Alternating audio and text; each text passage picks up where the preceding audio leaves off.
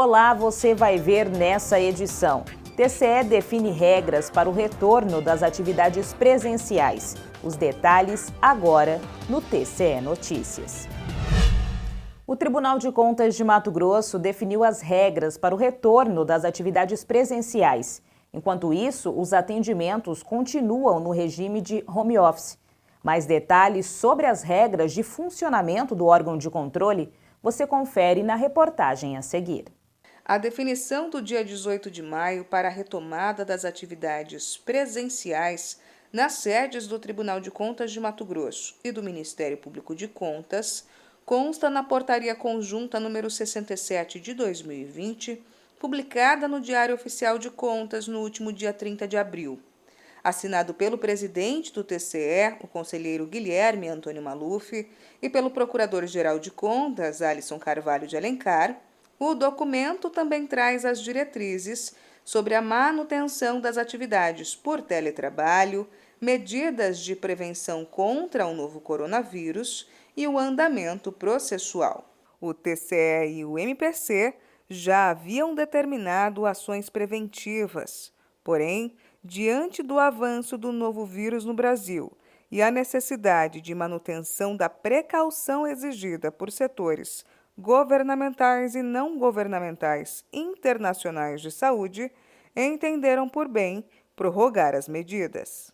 A partir do retorno das atividades, o horário de funcionamento, então, será das 8 da manhã à 1 da tarde, inclusive para atendimento aos jurisdicionados e ao público externo, quando for o caso. A ocupação de servidores em cada unidade deve ser de no máximo 50%, cabendo às lideranças definir quem deve comparecer à sede ou atuar por meio de teletrabalho. O cumprimento do expediente por todos os servidores de forma presencial será realizado gradualmente e vinculado à evolução das medidas de afrouxamento do distanciamento social adotado pelas autoridades públicas. Ainda segundo a portaria, a partir de 18 de maio, o acesso aos prédios do TCE e do MPC será condicionado ao uso de máscaras, higienização das mãos com álcool em gel 70% e a verificação da temperatura corporal adequada, bem como o uso de crachás no caso de servidores. Durante a permanência nas unidades, é recomendado ter cautela, mantendo, por exemplo, a distância de no mínimo 1,5 metro entre as pessoas, além de higienizar frequentemente as mãos com água e sabão ou com álcool em gel, cobrir o nariz ou boca ao espirrar ou tossir, não compartilhar objetos de uso pessoal, respeitar o limite de 2 pessoas por vez nos elevadores, entre outros. O atendimento ao público externo deve ser prestado remotamente, exceto se houver prévio agendamento.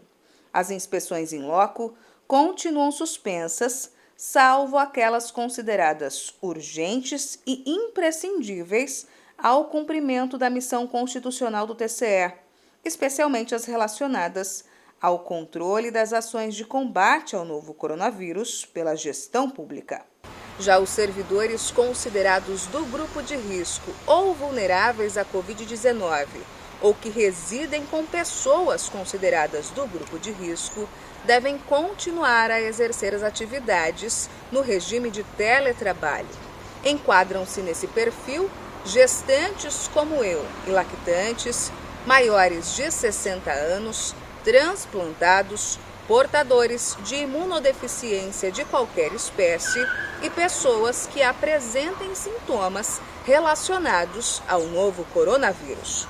Caberá ao servidor comunicar ao respectivo líder o enquadramento em uma ou mais condições do grupo de risco, enviando declaração pessoal e atestado médico à Secretaria Executiva de Gestão de Pessoas até o dia 15 de maio. Essa, inclusive, é a mesma data considerada por essa portaria para a suspensão dos prazos dos processos virtuais e não virtuais. A partir de 18 de maio, os prazos serão retomados no estágio em que se encontravam no momento da suspensão, sendo restituído por tempo igual ao que faltava para a complementação, exceto quanto aos informes imediatos dos sistemas Aplique e Geoobras, e que devem ser prontamente enviados. Lembrando que a prorrogação não deixa de preservar o andamento dos processos considerados de natureza urgente, como denúncias e representações com pedidos de medidas cautelares. Todas essas medidas foram adotadas considerando, entre outros aspectos, a necessidade de estabelecer procedimentos e regras para fins de prevenção à infecção e à propagação do novo coronavírus no TCE, e ainda a responsabilidade social do órgão de controle e a necessidade de se manter a prestação de serviços públicos. Essa edição do TCE Notícias fica por aqui. Para saber mais sobre o que acontece no Tribunal de Contas de Mato Grosso, basta acessar o endereço www.tce.mt.gov.br e também o nosso canal no YouTube, em TCE Mato Grosso. Até mais!